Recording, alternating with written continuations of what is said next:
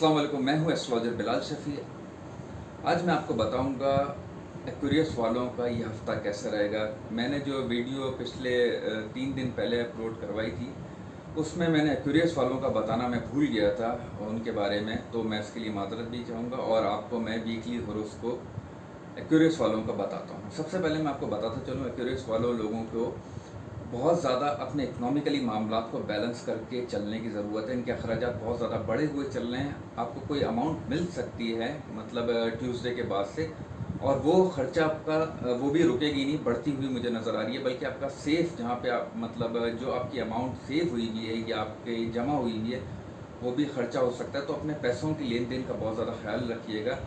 आपके हो सकता है कोई नए प्रोजेक्ट्स या कोई नए डायरेक्शन की तरफ आपका माइंड लेकर जाए। कोई हो सकता है आपको कोई दोस्त या कोई अच्छा कज़न आपसे बड़ी उम्र का, वो आपको कोई सपोर्ट कर सकता है। आपकी बिज़नेस या जॉब के मामलात में कुछ आपकी हेल्प हो सकती है, या कोई नए बिज़नेस या कोई नए आइडियाज़ को आप फॉलो कर सकते हैं। थोड़ा अपने माइंड को आप चेंज करने की कोशिश करेंगे।